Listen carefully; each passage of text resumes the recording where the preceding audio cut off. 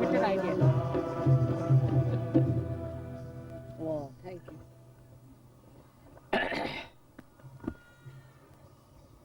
Want to sing one more? एक लहान म्हणा. आधी वाच बरं, लहान आहे.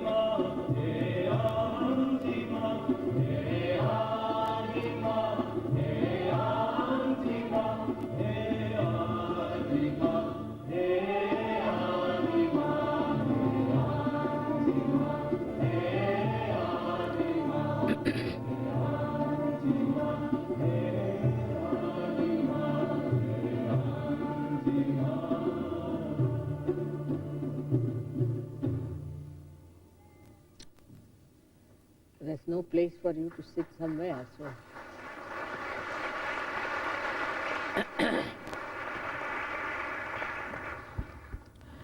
May I request all the Sahajogis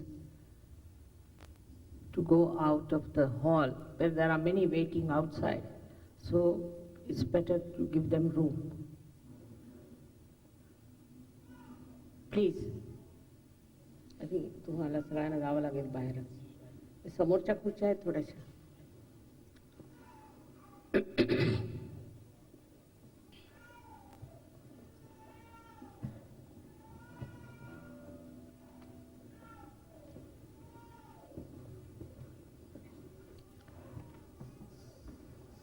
You have to tell them outside that we have made room for you. Please come.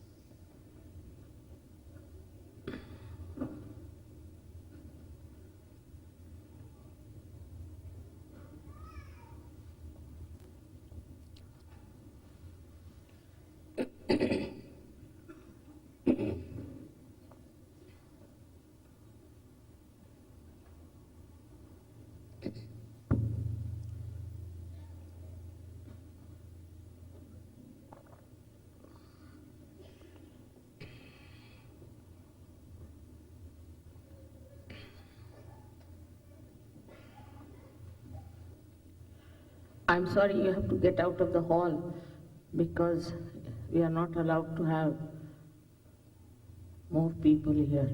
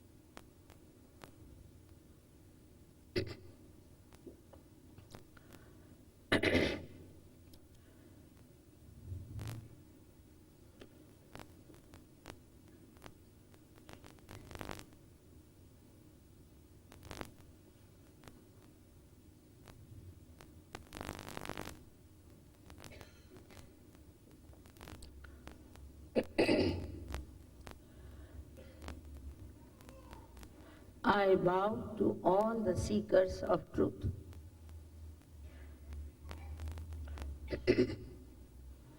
At the very outset, we have to know what is the truth. There are so many seekers of truth in these modern times, which has been predicted that there will be many people who will be seeking the truth now as ordinary households. Their life will be completely transformed in these modern times. They call it in the Quran as Qiyam. In the Bible it's called as the Last Judgment. Every religion has talked about these modern times as something very fantastic, that our lives will be transformed. So what is the truth we are seeking? We should know what is the truth we are seeking. Firstly, we are seeking peace within ourselves. Secondly, we are seeking something we do not know, and that something is the spirit within ourselves.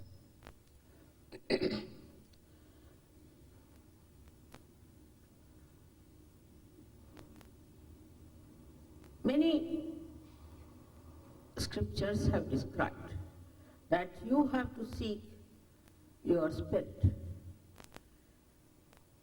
and many are preaching about it, but it seems they are not very spirit oriented.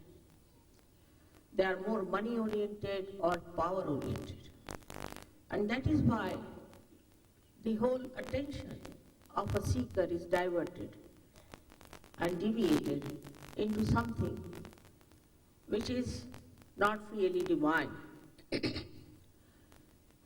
So what we are seeking is the spirit within us, which is the source of absolute truth, absolute joy, and absolute self-knowledge.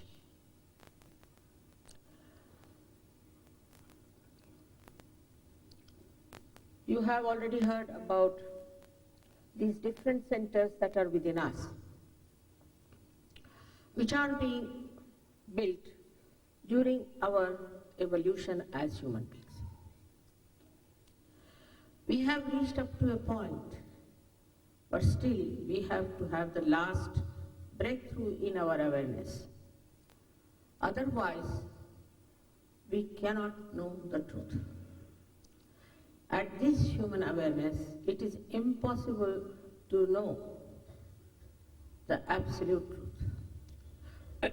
If we had known the absolute truth, there would have been no problem. Everybody would have seen the same thing. But there are so many ideologies. As you know, there are so many religions, so many types of preachings, and also lots of false people. So if we know the absolute truth, then there cannot be another truth with it. It's singular. For example, I'm sitting before you. You know I'm sitting before you, all of you. There's no argument on that one. In the same way, we have to know. Please come in, please. This room here. Wherever is the room, can you lift your hand so that they can come? Just come here. I'm sorry you had to wait.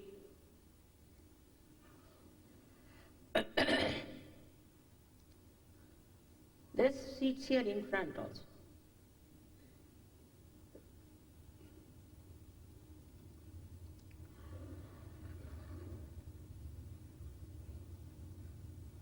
All right, here also we have, you could come that way. I'm sorry, the hall has fallen short. Here is, yeah.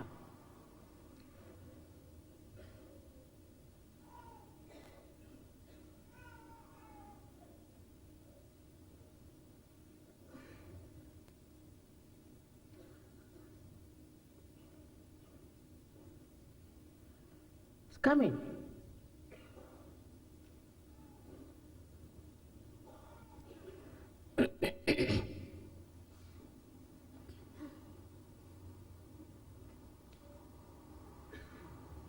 Just here.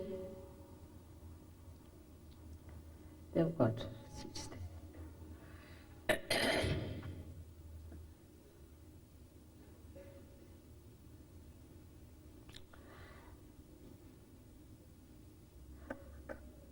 We have to have now the last breakthrough of our evolution. Once it happens, you will be amazed that we know the absolute truth. There cannot be any argument about it. And also, these centers that you know here are a mystery to you, but you start feeling them on your fingertips. That is self-knowledge. These centers are responsible for your physical, mental, emotional, also spiritual being within yourself. So all your personality, the totality of it, is expressed through these centers. These are subtle centers within us, and these subtle centers are sometimes exhausted because of our extreme nature. So this power, which we call as Kundalini, Kundala means coils, which is in 3.5 coils within us. In the sacrum bone, that means the Greek knew that it was a sacred bone, they call it sacrum. This power is actually your individual mother, and she knows everything about you. She knows about your past, and she knows about your aspirations. It's like a tape recording, I should say, of ages within you in this coiled power. It is like a prelude of a seed. When you put the seed in the Mother Earth, then it sprouts by itself, spontaneously. That is what is Sahaja. It's all built in within you. And you have every right to achieve this state of selfhood, which is in the fourth dimension of your awareness, which we in Sanskrit call as Turiya, is the fourth dimension. All this is within you. All this power is within you. You are built in that way. We have to understand that our Creator is the greatest organizer. See now, we have one channel here for people to come in. This is the channel which we have very nicely built up within ourselves, which in our evolutionary process has enlightened all these centers up to a point. Now this Kundalini, this power has to rise. I've read some books, some German books and things, where it is described that this Kundalini awakening is extremely dangerous and it kills people, is fatal, nothing of the kind. I've been doing this for the last 25 years. I never saw anybody getting sick. But on the contrary, this awakening is so beneficial, so benevolent, that when this power passes through all these 6 centers and pierces through this last center out of the fontanelle bone area, which we can call the actualization of baptism, actualization, then all these centers get enlightened, enriched, and this nourishment solves your physical, mental, emotional, and spiritual problems. So the first truth about yourself is that you are not this body, this mind, these emotions, this intellect, this ego, these conditionings, but you are the pure spirit. Now we see all these beautiful flowers around us, and we take them for granted. It's a miracle that these different flowers have bloomed out of a seed in their own different identity. Who has done this work? Who changes the seasons? Or if you ask a doctor, who runs your heart? He'll say, it is autonomous nervous system. But who is this auto? These questions and many others cannot be answered. So there is an all-pervading power of divine love,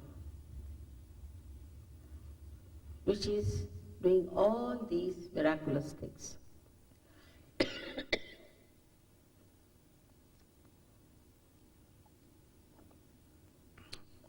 Now you need not take for granted whatever I am telling you. We have had lots of problems with blind faith. But whatever I am saying, if it is true, then as honest people you must accept. Not only accept, but grow in your new awareness. Of course, you must understand you can't pay for it. How much did we pay to become human beings, and how much are we going to pay for becoming something higher? Once you realize that you can't pay for it, then you will drop out most of the false gurus and the false institutions who charge you for anything like that. Now this happening is very simple, spontaneous, works out. As I said, it's like a premiere of a seed. This Kundalini, when you put the seed in the Mother Earth, it sprouts by itself. In the same way it works. You can't explain, can you explain how a seed sprouts? In the same way, your premiere, which is this Kundalini, uncoils itself and passes through these centers and gives you your self-realization. In Sanskrit is called as Atma Sakshatkar. For you, it is absolutely granted. You don't have to go to Himalayas. You don't have to stand on your heads. You don't have to starve yourself. Don't have to pay for it. It is all there, which is your own power. Only when it happens, you realize your identity. You realize how great you are. You realize how the divine is within you and which is expressing itself. With all these false things that are going on, for example, somebody can say that I am a twice born. Now, if somebody is a twice born person, then he must have some powers. He must have some speciality. He must have some sort of a, we can say, understanding, compassion. And the compassion should act. But just by certifying yourself as something, you do not become. The certificate has to come from your Kundalini. She has to give you your second birth, and she is very anxious to do it. So now we come to the point that people who are seeking the divine go to various religions. I have nothing to say against religions as such. But just take Christian religion. It's a very difficult religion to follow. Because Christ has said, if your one eye does anything wrong, take it out. If your one hand does something wrong, cut it out. Have you met anybody like that who has cut his hand or who has taken out your eyes? I've been to all the countries in the West and all over who call themselves Christians. I haven't seen one person who does that. That means they just brand themselves. Christ was a great incarnation, very pure, and I think he never understood human beings, what sort of people they are. He thought they were all angels, and he gave all these rules and regulations for angels, that if the angels make mistake, they should suffer. But we are all normal human beings. We can't do like this. Then you take to, say, Muhammad Sahab's teaching. He just thought that Christ was so strict with men, why not try with women also? And he said, of course, apart from other things, that women, if they have a bad eye on some other man than her husband, then she should be buried in the Mother Earth halfway and should be stoned. Just imagine. I was thinking about American women, what would happen to them if this kind of thing going on, because the divorce laws are so good for them that they are divorcing all the time their husbands and doing all kinds of things. They don't know that this is what is according to Islam. And the Sharia that they talk of also was given by Moses to the decadent society of Jews when he came all the way and brought those 10 commandments. He saw these people so decadent that he thought it's better to give a very, very strict laws to them, to save them. So he said, you cut their hands if they do any thieving, all kinds of horrible things. It's on the Jeremiah. If you read that, it's in the Bible, it's written by Jeremiah, what Moses told the Jews. I think the Jews didn't like all that, so they gave it up, and Muhammad Sahib took it over, that this should be allowed only among Islamic people. It's terrible. And all this, when you see, you find that we have to first arrive at a point where we understand them, where we can follow them. And for that, you have to have your self-knowledge. You must know yourself. Christ has said, know thyself. Another problem is that in the Bible, there's a description of the Father, the God, Son, the God, and the Mother is missing. She is a Holy Ghost and a dove. I don't know how can we connect it to it. There has to be a mother. There has to be primordial mother. Who is the one who is responsible for looking after this creation? And the God Almighty is just the witness of the whole show. This primordial mother, the Holy Ghost, is reflected in you as the Kundalini. while the spirit is the reflection of God Almighty in your heart. Now the time has come to prove all these things. It is going to be the actualization of experience of your spirit. It's not just talking, giving a sermon, but actually it is going to happen. And when it happens, you must respect it. As I told you, the spirit is the source of absolute knowledge, absolute truth. Because if you put your hands after realization towards anybody, you will immediately know what centers he's catching. You will not see his clothes, you will not see his dress or anything, but you will see the inner being on your fingertips. You can feel it. And you will immediately know what's the problem of the gentleman. In the same way, you will know about yourself.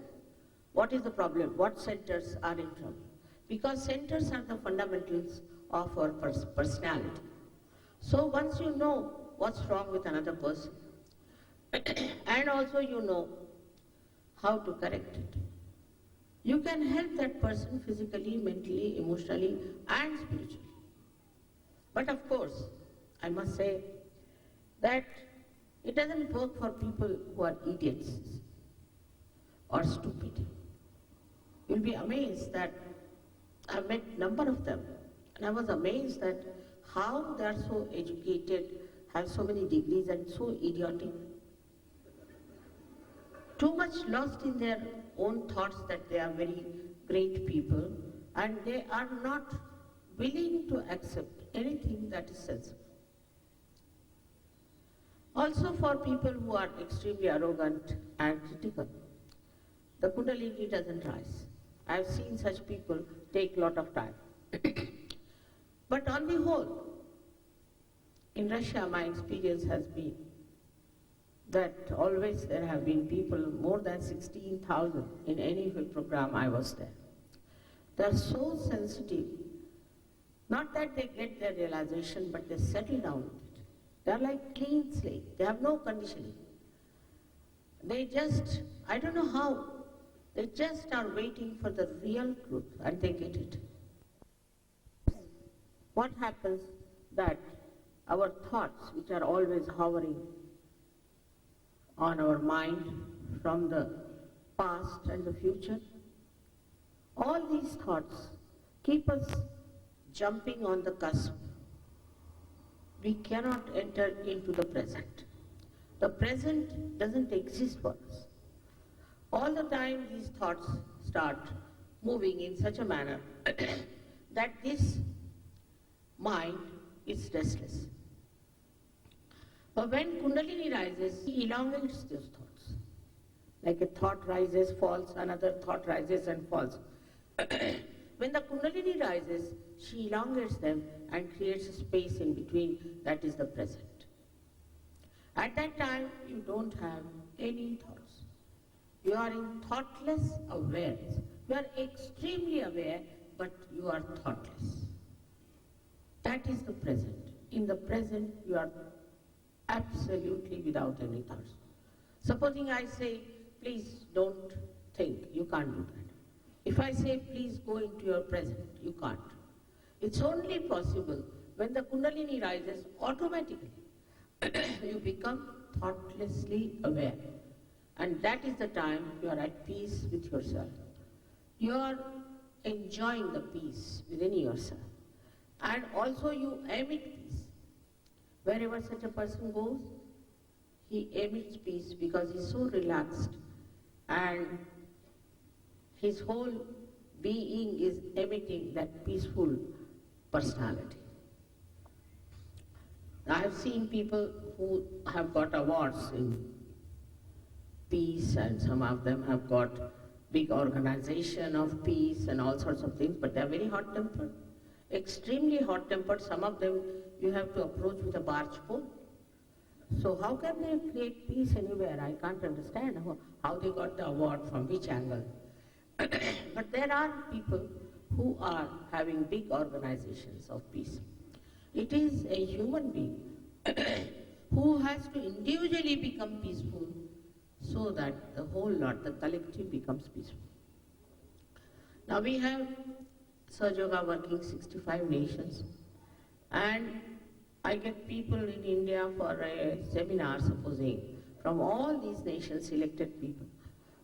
I've never seen them quarreling, fighting, but such fun, such enjoyment of friendship. There's no race, there is no country, nothing. They have sort of gone beyond all this, and they are enjoying each other in such a manner. This is your own, is a birthright for you to have, is within you and you can get it. No problem on that. But only thing is that you have to have earnest desire, the pure desire. This Kundalini is the power of pure desire within us. All other mundane desires are, as you know, are not satiable in general. That shows that they are not pure. Today we want to have, say, a house, and then we want to have a car, then we want to have a helicopter, then an aeroplane, I don't know what else. We never enjoy whatever we wish for. So this pure desire is something else, and that is to become one with this all-pervading divine power of love. Whether you know it or not, whether you are aware of it or not, it is so. So now, this power is within you and is absolutely in perfect condition. You will be amazed, the innocence that we have is never lost. It is sometimes clouded, but these clouds also get absolutely cleared out. And really we become a very innocent personality, radiant with divinity. It's like a lamp, or you can say a candle. You can enlighten a candle with another candle which is enlightened. And this can go on. This is how it is because the time has come, and I call it the blossom time. I think there are many flowers who are born as seekers of truth, and they have to become now fruits. And they do become, believe me, it's true. For example, if I say many physical problems can be solved, people don't believe it. Without any money, without any medicine, by your own power. But in Delhi, there are 3 doctors who have got their MD for curing people of their incurable diseases through SahajaYoga. But when it will be accepted in this country also, we can show how it works. But I think is something so simple is to raise this Kundalini and to nourish and enlighten your centers. That's all one has to do. Even you need not be a doctor. You can also cure people. People don't believe what powers they have. Actually, there's such a big desire to have an identity. But the identity lies within yourself, not outside. For example, you can find clubs of any kind, cults of any kind. They wear funny dresses just to show that they have a special personality. The other day in Chicago, it was very cold, and I found a gentleman who came as one leader of one of the cults. He was chanting like mad. I asked him, why are you wearing this dhoti? In this cold, it's so very cold, you're shivering. Oh, he said that my guru has told me that I should wear a dhoti, so I'll get my self-realization. I said, really? I said, 80% people in India wear dhotis, or they must be already there. You may not get any room there. Then second thing he told me, he had shaven his head and was having some pigtail behind. And he says that, I told him, why did you do this? Quite a young man. He said, my guru has told that I have to shave my head and I have to have all these things. That's how I'll get my nirvana. I said, really? So Kabira, a great poet, has written that by shaving, if you can go to heaven, what about the lamb which is shaved twice a year? That will be there earlier. So like this, you see, all kinds of stupid things have been told and people have been following it. I don't know, in the West especially, people are very vulnerable. I don't know why. Not in India, I see it's difficult. People are solidly grounded, I think, in their tradition. For example now, if they say skirt which is 6 inches is in fashion, everybody will start wearing 6 inches skirts. All the long skirts will vanish from the market, and what you find, all of them wearing 6 inches skirt. But in India, they brought some mini sari. They said, get lost, we don't want all this nonsense here. It's too much for us, we are not. So like this, you see, we take these entrepreneurs and things. It's sometimes so absurd, I don't know how people accept all this nonsense. But I feel that once they develop their own being and understand how great they are, then they will have a proper divine discretion to do things which are very constructive. Normally we take to destructive things, but with this discretion we do constructive things, not for ourselves only, but for the benevolence of our family, for the benevolence of our city, and for the benevolence of the whole world. This is a special time, as I told you, very important, when you should not miss it out. So in our awareness, we have a new dimension, which I call as collective consciousness, where you can feel others and you can feel yourself. You don't have to judge a person by his dress, by his gait, by his talk, but his divine vibrations. You will know that what sort of chakras he has, what sort of centers he has. And thus, once you know what is wrong with him, you can, after certain development in you, you can cure yourself and can cure him. So, the second thing, apart from the thoughtless awareness, is that you become doubtlessly aware. Doubtless, there's no doubt. Once you have learnt it, once you are an expert, you have no doubts about it. You understand what you are capable of, and what you can achieve. There are no doubts left. So the second stage, some people get both the stages together. I've seen there have been so many seekers that they just get to doubtless awareness. But doesn't matter, it takes time for some people. Some people may not get realization if they are, I would say, not well, or maybe there's something, they have been to some wrong people. Also maybe that they are doubting something, doubting themselves. So the first and foremost understanding should be that you are all capable of achieving this. You shouldn't doubt yourself. You must really respect yourself, because you are a human being at the epitome of evolution.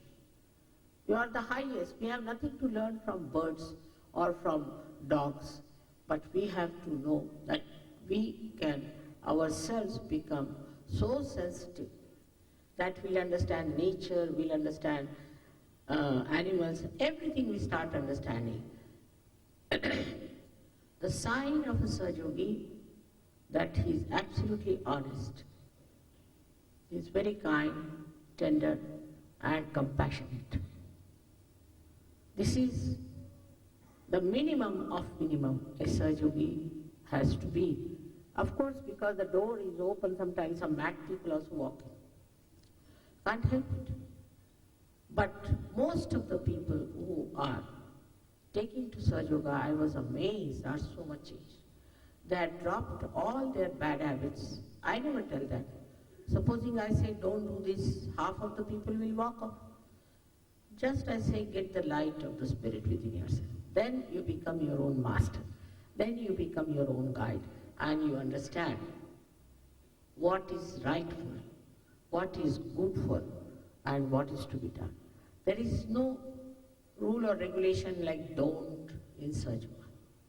But automatically, you all accept it and do it together collectively also. It is very remarkable that it has worked so well also in Australia. Australia is a special country. I call it a country of innocence. Uluru that you have is the symbol of that. Gradually in SahajaYoga you will learn about your country and you respect it. As you learn about yourself, you will also learn about this great country of Australia. I respect it very much, and every year I try to come here. Many countries I can't go every year, but Australia I always try to come here every year. I hope you all will get your self-realization tonight. Now, only request is that it will take hardly 10-15 minutes. But if you want to go, you can go now, and don't disturb people when they are about to get their self-realization. I'll be thankful for that. Thank you very much.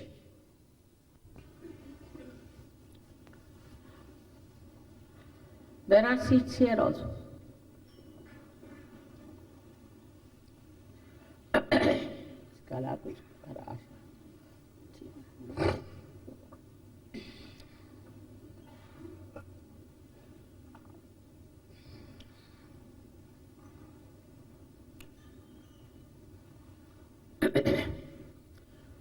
There are Sahajogis who are standing there.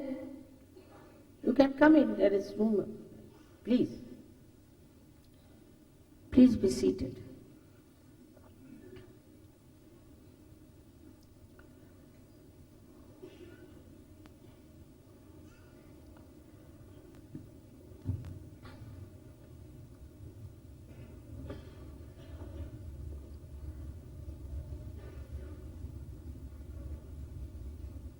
While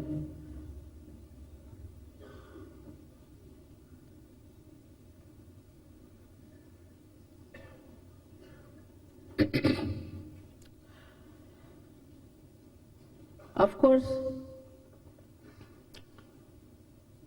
there are 3 conditions which are very simple, not difficult, if you understand the importance of self-realization. First condition is that you are not to feel guilty. It's a fashion also. To feel guilty is a fashion. And it goes too far sometimes, and it affects the left side of this center here, left side, which is very dangerous because it causes spondylitis, also angina, also cervical cancer. Also it causes imbalance, or we can say the weakening of the organs, lethargy organs. With all this, why should we feel guilty? If you have done any mistakes, you should have faced it at that time and finished. No use feeling guilty now about something which you did in the past. I said you have to be in the present, because the past doesn't exist. Future doesn't exist either. So what exists is the present. At this moment, I would request you not to feel guilty at all. You have to respect yourself.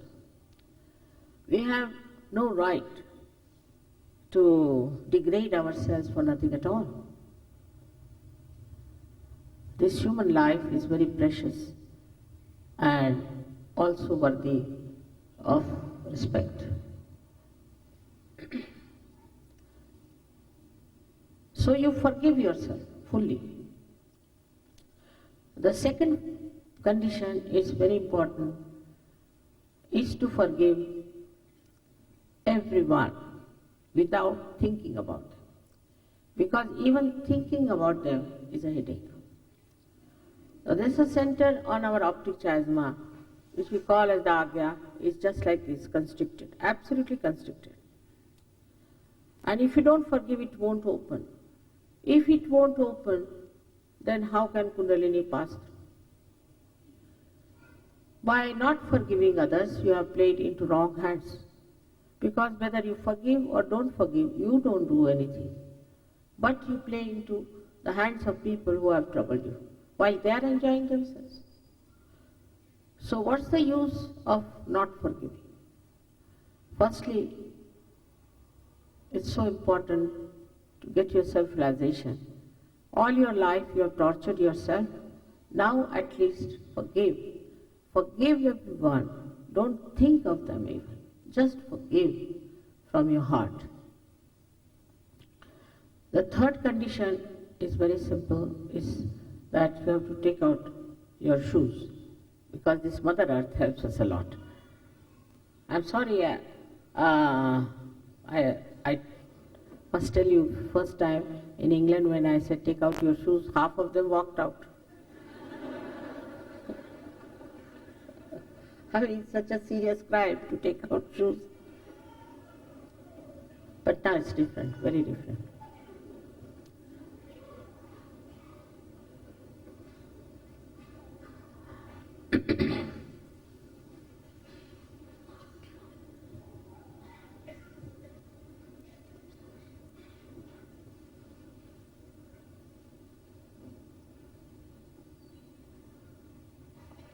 This Mother Earth is very helpful for us. And also, without shoes, our feet are more comfortable.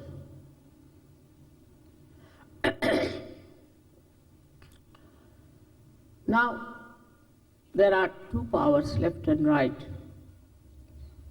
The left stands or works for our desires, mundane desires, and the right for our action. So we put our left hand on our lap, like this, towards me, which is symbolic that you are desirous of having your self-realization. The second thing is that we have to nourish our centers.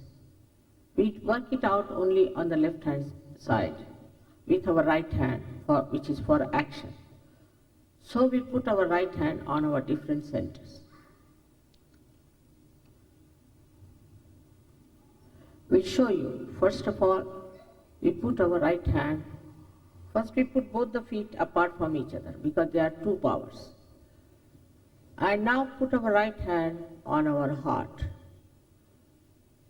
In the heart resides, inside the coat, take your hand inside, resides the spirit, as I told you. If you become the spirit, you become your guide, you become your own master. So we take our hand onto the upper portion of our abdomen and press it hard. This is the center for our mastery.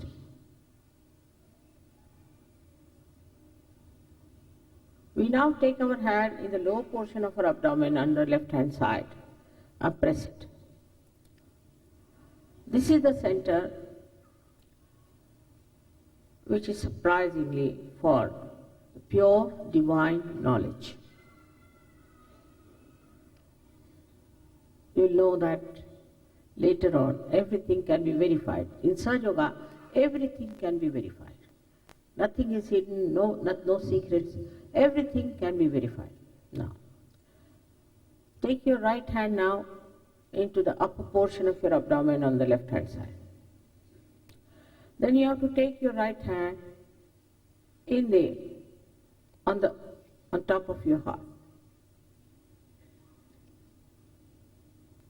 Now, in the corner of your neck and shoulder, as I told you, and turn your head to your right, as I told you, that this center, if it catches, it creates problems for you. Now we take our right hand on top of our forehead across and bend our head as far as possible. This is the center to forgive everyone.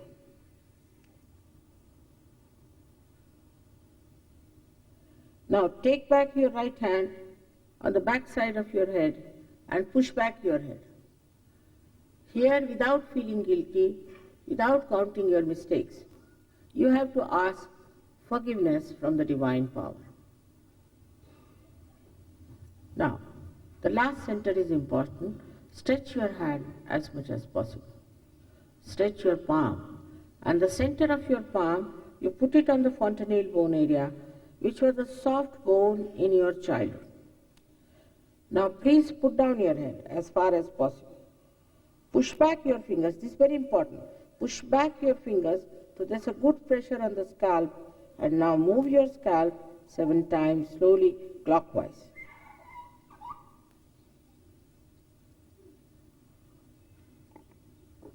Bend your heads please. Push back your fingers, push back your fingers. 7 times, that's all we have to do. Now we have to close our eyes. Take down your hands please. We have to close our eyes and do the same thing as I've shown you. I would request you to take out your glasses if possible, because it helps for eyesight also.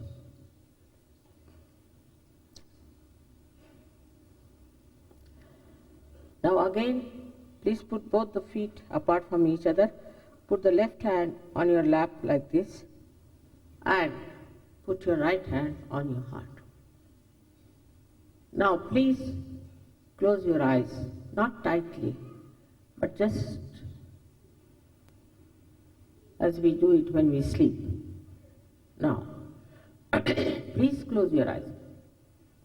You are not to open your eyes till I tell you. So please keep your eyes closed.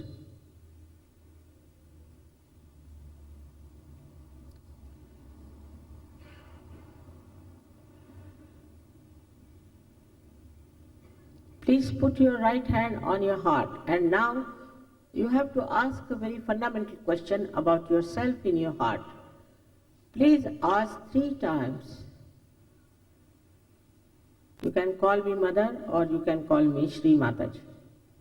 Mother, am I the spirit? Ask this 3 times. Mother, am I the spirit?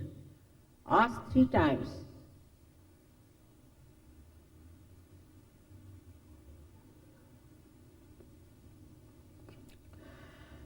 I have told you that when you become the spirit, you become your own guide, your own master in the light of the spirit. So now please take your right hand, the upper portion of your abdomen, and press it hard on the left hand side. Here again, you have to ask another fundamental question about yourself 3 times in your heart.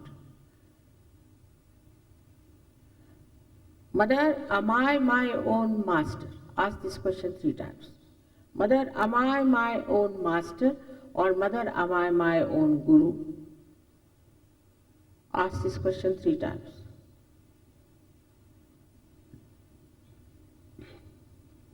Now I must confess that I cannot force on you the divine knowledge. Because I respect your freedom, you have to ask for it. So now take down your right hand into the lower portion of your abdomen on the left hand side. And here you ask 6 times, because this center has got 6 petals. In your heart, please ask for divine knowledge. Mother, please give me pure divine knowledge. Just say it 6 times.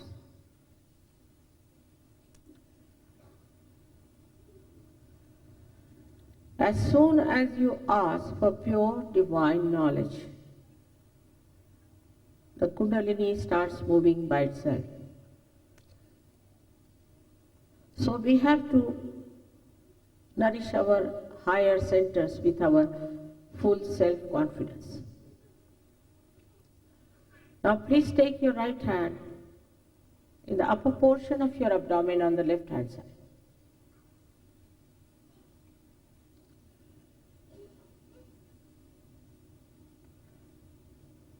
Here you have to say with full self-confidence 10 times, Mother, I am my own master.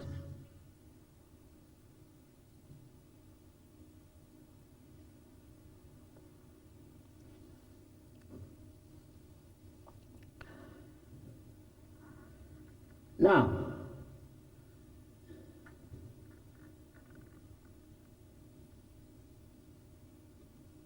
I have already told you at the very outset that you are not this body, this mind, this intellect, these emotions, this ego and conditionings, but you are the pure spirit. So now raise your right hand on your heart. And here you have to say it 12 times with full confidence in your heart. Mother, I am the pure spirit.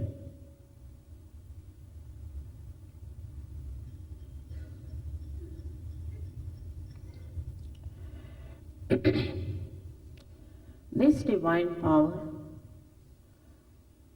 is the ocean of knowledge, is the ocean of miracles, ocean of bliss and compassion.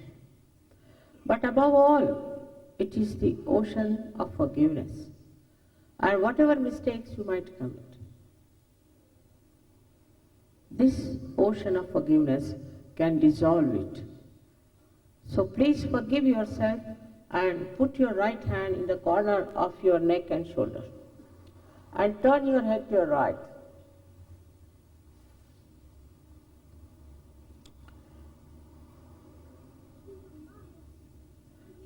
Here you have to say 16 times,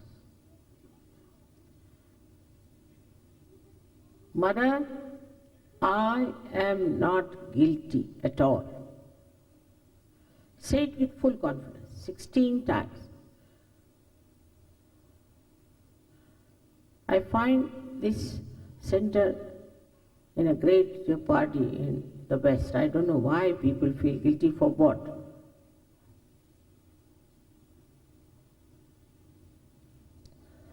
I have already told you whether you forgive or don't forgive, you don't do anything. But if you don't forgive, you play into wrong hands and torture yourself.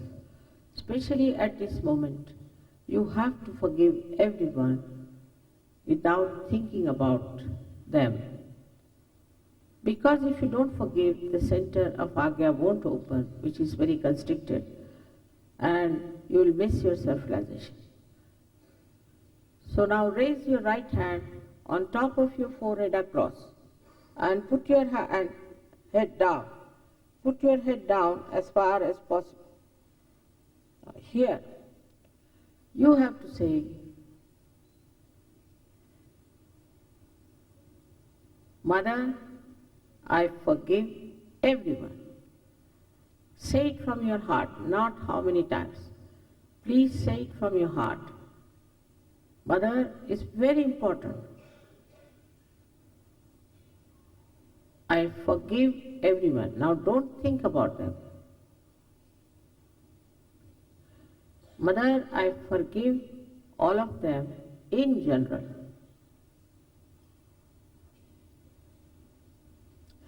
Now take back your right hand on the back side of your head and put your head upward. Here, without feeling guilty, without counting your mistakes, you have to again say from your heart, not how many times. O divine power, if I have done any mistakes knowingly or unknowingly, please forgive me. You have to ask for forgiveness without feeling guilty, without counting your mistakes. You have to say this just for your satisfaction. O Divine Power, if I have done any mistakes, knowingly or unknowingly, please forgive me.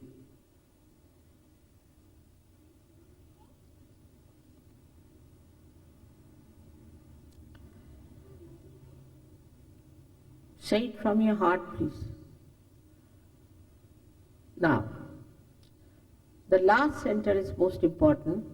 Please stretch your palm fully.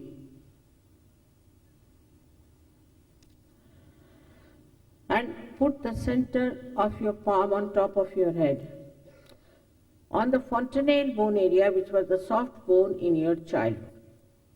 Now please put down your head as far as possible. You have to stretch your fingers to have a good pressure on your scalp. Here again, I respect your freedom, and self-realization cannot be forced on you. So you have to ask for it. So now, please put down your heads, stretch back your fingers, move your scalp 7 times. Slowly, clockwise, saying, Mother, give me my self-realization.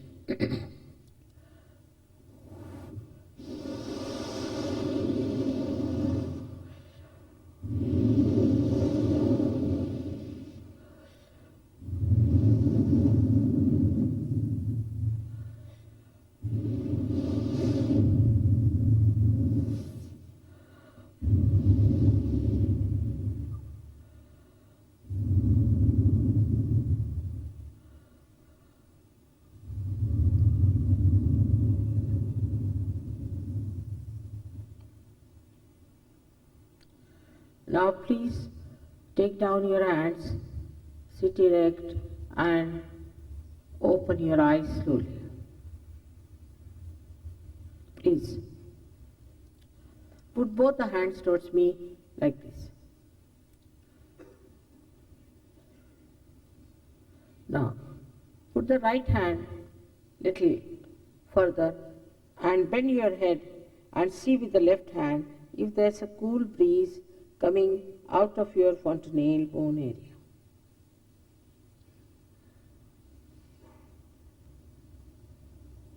It could be hot. Also, if you have not forgiven, it would be hot. So please put down your head and see for yourself if there is a cool or a hot breeze coming out of your head. It may be very close to your head, could be far away. So move your hand a little bit. Please bend your head. That's the best way you get the results. Now, put the left hand towards me. Again, with the right hand you see for yourself, bend your head, see for yourself if there's a cool breeze of the Holy Ghost is coming out or not. It could be hot, I told you, if you have not forgiven. So please forgive yourself and forgive others, so it will cool down.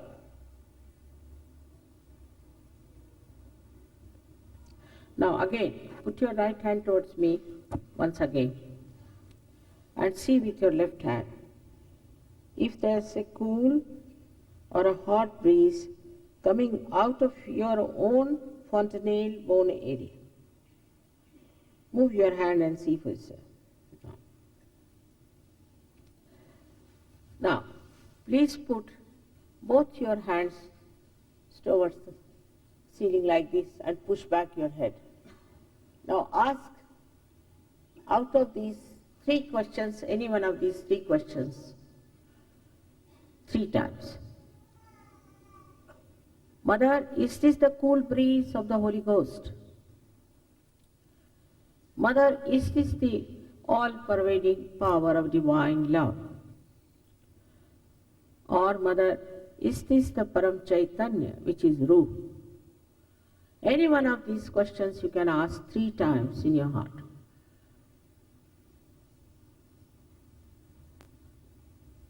Put down your hands, please. Put the hands again like this and watch me without thinking. Just watch me without thinking. Some people get it coming from down below, so you can take it out like that. If some people get it like that also.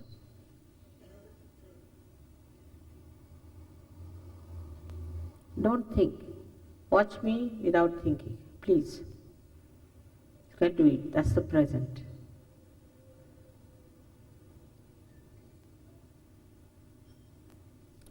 All those who have felt cool or hot breeze on their fingertips or in their palms or out of their fontanelle bone area, please raise your both the hands.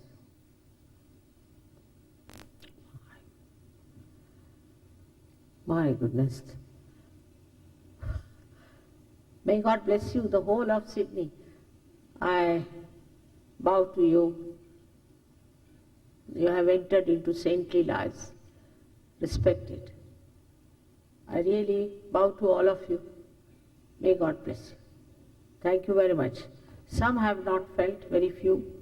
They should really come to our programs. Also those who have felt should definitely come to our programs where you will learn everything about SahajaYoga. You can master it and you can become really part and parcel of the whole. You'll be surprised how it works. It has worked already. This is the first time you have felt the cool breeze or the hot breeze from your forehead and also from your fontanelle bone area and also in your hands. For the first time you have felt the all-pervading divine power of love, which protects, which guides, which loves and nourishes us. May God bless you all. Thank you very much.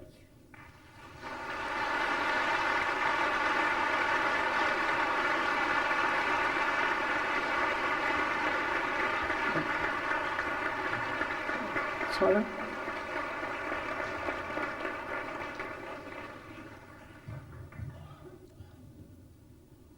There will be follow-up programs to be held this Thursday, the 23rd of February at 7:30, and then again on Wednesday, the 1st of March at 7:30, both at the YWCA, Wentworth Avenue.